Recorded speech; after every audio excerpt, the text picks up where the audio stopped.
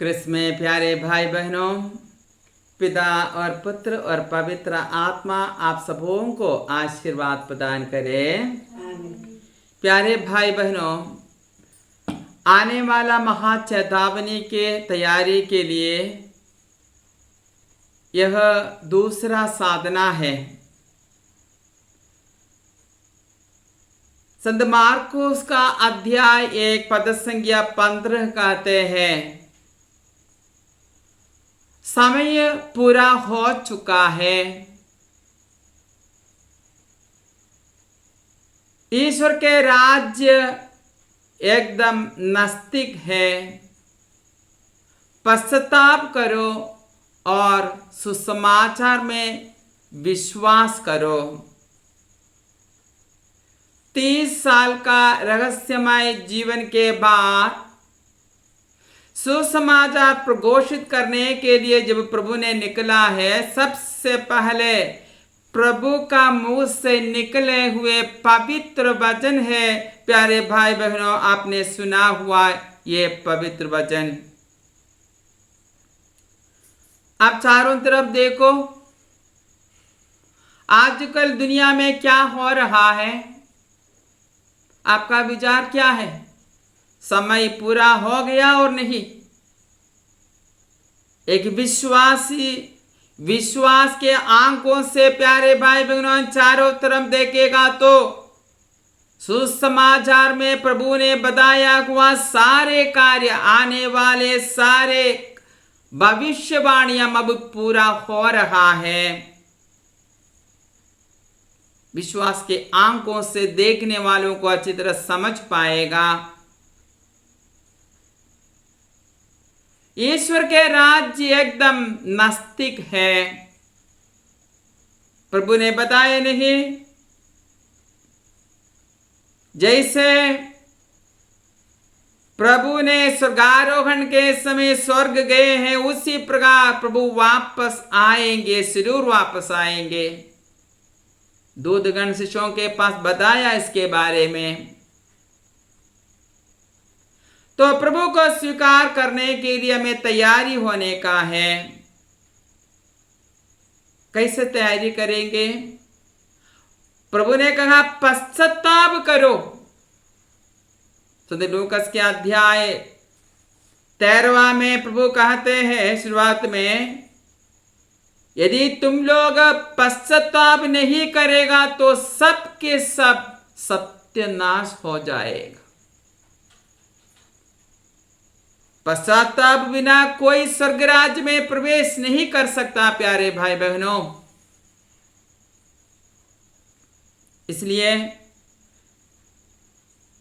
चेतावनी, आने वाला चेतावनी के लिए हम तैयारी करते समय सबसे पहले हमारा दिल में पश्चाताप का भाव उत्पन्न होने के लिए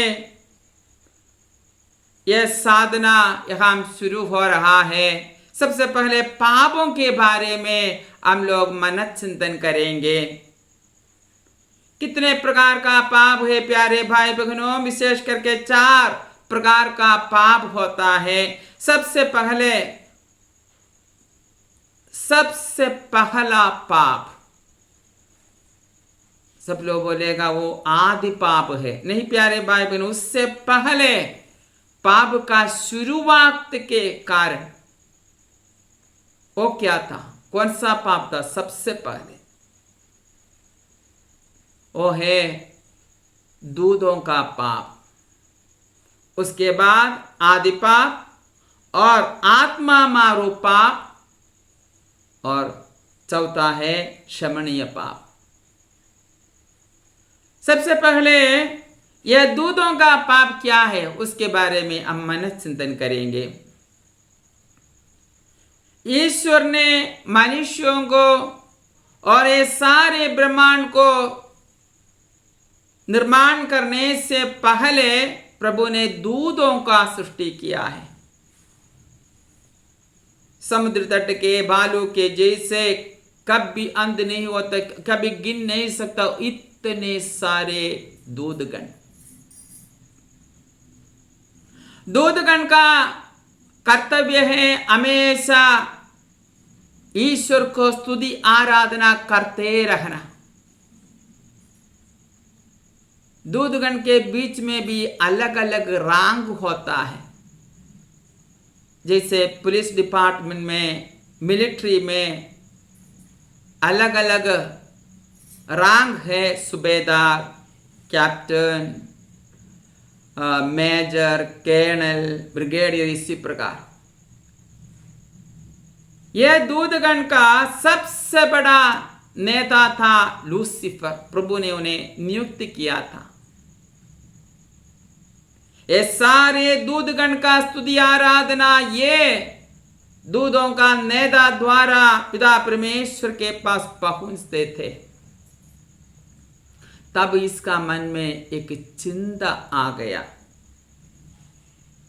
एक घमंड का चिंता था, अहंकार का चिंता। इसका मन में क्या चिंता आ गया? मैं भी शक्तिमान हूं, मैं भी अच्छा हूं और मुझे कई प्रकार का शक्ति है।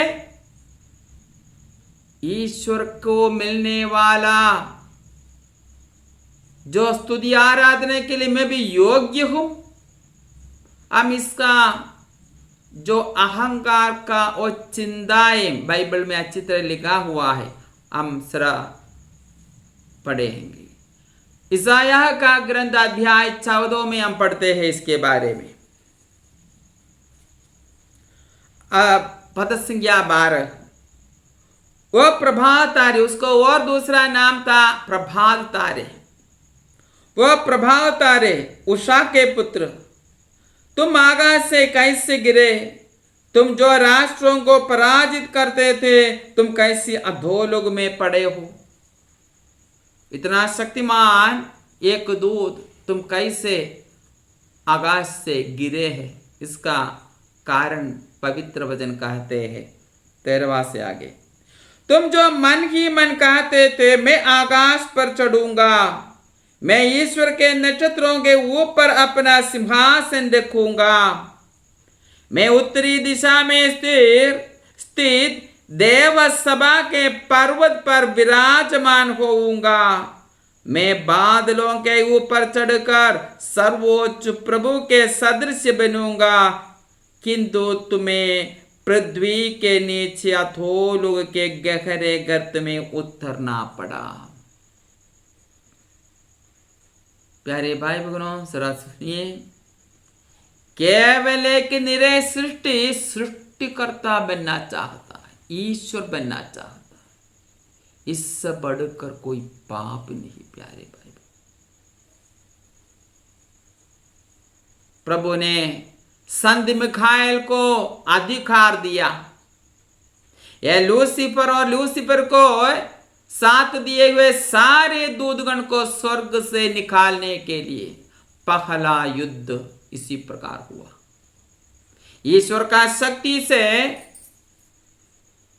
संत मिखाएल लूसीफर को, उसके सारे दूतगण को पराजित किया है। प्यारे भाई बहनों, ईश्वर का मन में नरक नहीं था। नरक सृष्टि करने के लिए ईश्वर को योजना नहीं था, लेकिन अभी नरक का सृष्टि करना पड़ा। क्यों?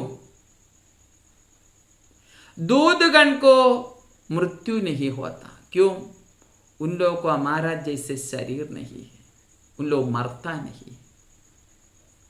तो ईश्वर के विरुद्ध पाप किए हुए इन लोगों को क्या करने का है?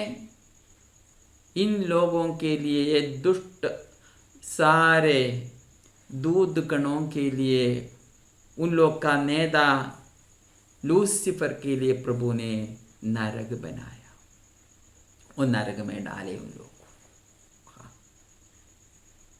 इसी प्रकार प्यारे भाई बहनों, याद कीजिएगा, सबसे पहला जो पाप अहंकार, घमंड, वो घमंड के कारण देखो दूतगण शैतान गण बन गए। उन लोग का ये पाप के कारण नरक बन गए। यही पाप द्वारा प्यारे भाई बहनों शैतान सबसे ज्यादा आत्माओं को नरक में ले जाता है। सारे मनुष्यों में ये अहंकार का बीज होता है। कुछ लोगों को कम होगा, कुछ लोगों को ज्यादा होगा, लेकिन ने पाप से हमेशा में दूर रहने का है। प्यारे भाई बहनों, कैसे जानता है? इसी प्रकार का पाप हमारा जीवन में है क्या? हमारा शब्द में, हमारा व्यवहार, हमारा जीवन में अच्छी तरह समझ सकते हैं हमें ये पाप में है और नहीं। विशेष करके बातचीत में मैं, मेरा, मैंने, इसी प्रकार का शब्द आता है हमारा बातचीत में। ये शैतान का मन का चिंता जरा सोचो, कितने बार वो बोलते हैं मैं ईश्वर के नक्षत्रों के ऊपर अपना सिंहासन रखूंगा। मैं उत्तरी दिशा में स्थित देवसभा के पर्वत पर विराजमान होऊंगा। मैं बादलों के ऊपर चढ़कर सर्वोच्च प्रभु के सदस्य बनूंगा। मैं ये सब अहंकार का चिन्ह होता। प्यारे भाई बहनों, बाइबल में, पवित्र बाइबल में कई बार ये पाप के बारे में बताया गया है। प्रवक्ता ग्रंथ अध्याय 10:14 मनुष्य का घमंड इससे प्रारंभ होता है कि वह ईश्वर का परित्याग करता और अपने सृष्टिकर्ता से विमुख हो जाता है, क्योंकि हर पाप घमंड से प्रारंभ होता है। जो पाप करता है वह अभिशप्त है। देखो, सारे पाप, अन्य सारे पाप ये पाप से शुरू होता है। घमंड नहीं तो अहंकार। ये पाप से दूर रहना एकदम जरूरी है प्यारे भाई बहनों। नहीं तो क्या होता है? अन्य अलग अलग पाप, यह पाप के साथ जोड़कर उसका आत्मिक अवस्था एकदम भयानक होगा। और कहते हैं, ईश्वर ने घमंडियों के सिंहासन गिराए और उन पर दीनों को बैठाया है। प्रभु ने घमंडी राष्ट्रों की जड़ उखाड़ी और उनके स्थान पर दीनों को रोपा है। दुनिया में हम लोग सुना होगा, कितने महान बड़े बड़े राजा लोग, उन लोग सोचते थे उन लोग सब कुछ है ये दुनिया में, लेकिन अभी कहाँ है? नेपोलियन और अंतियोक के राजा और कितने सारे इसी प्रकार का राजा लोग, पुरातन काल के अलेक्जेंडर जैसे राजा लोग, कहाँ है उन लोग सब? एक घमंडी राजा के बारे में बाइबल में कहते हैं, अंतियोक। ये अंतियोक का राजा इस्राएली लोगों को बहुत सताया। वो एक राजा था। उसके बाद वो इतना अहंकार से, घमंड से यरूशलेम की ओर से जा रहा था, यरूशलेम को सत्यानाश करने के लिए। प्रभु ने उन्हें सजा दिया। मकबियों का दूसरा ग्रंथ में हम लोग पढ़ते हैं, अध्याय 9 पद संख्या 8 से आगे। जो अभी अभी अहंकार के आवेश में समुद्र की लहरों पर अधिकार करने और बड़े बड़े पर्वतों को तराजू पर तालने की सोच रहा था, उसे अब भूमि पर से उठाकर पालकी पर बिठाया जा रहा था। यह ईश्वर के सामर्थ्य का सुस्पष्ट प्रमाण था। उस विधर्मी की हालत इतनी खराब हुई कि उसकी आंतों से कीड़े निकल आए। उसके जिंदा रहते ही उसका मांस गल गल कर गिरने लगा और उसे घोर पीड़ा सहनी पड़ी। उसके शरीर की दुर्गंध से उसकी सारी सेना परेशान हुई।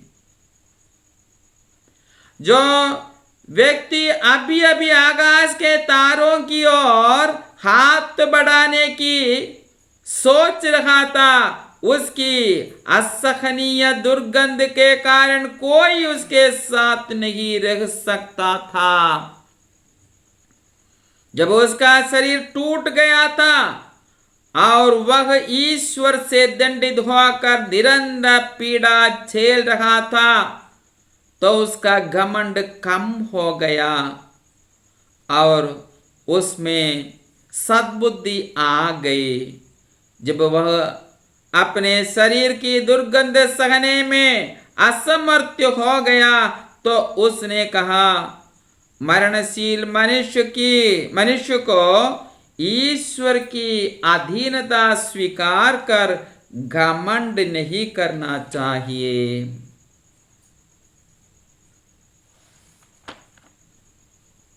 मनुष्य क्या है प्यारे भाई बहनों? मिट्टी, धूल।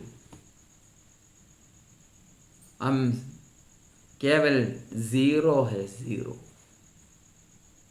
जीरो अकेले रहते, इसमें इसको कोई वैल्यू नहीं, कीमत नहीं। लेकिन जीरो का राइट साइड में आप नंबर डालो, कितना ज्यादा नंबर डालेंगे उतना अधिक ये जीरो का वैल्यू भी ज्यादा होता। वो नंबर का वैल्यू है, कीमत है। ये नंबर क्या है? प्रभु है। कितना अधिक प्रभु के नजदीक हम रहेंगे, हमें भी कुछ कीमत है, लेकिन वो हमारा नहीं, प्रभु का है। प्यारे भाई बहनों, इसलिए यह महापाप से हमें हमेशा दूर रहने का है। प्रवक्ता ग्रंथ अध्याय 10 कहते हैं, पद संज्ञा 10, मिट्टी और राग का पुतला घमंड क्यों करता है? जीवित रहते भी उसकी आंतड़ियों में कीड़े हैं। हर राजाधिकार अल्पकालीन है। आज का राजा कल मर जाता है। जो ही मनुष्य मर जाता है, सांप, पशु और कीड़े उसकी विरासत बनते हैं।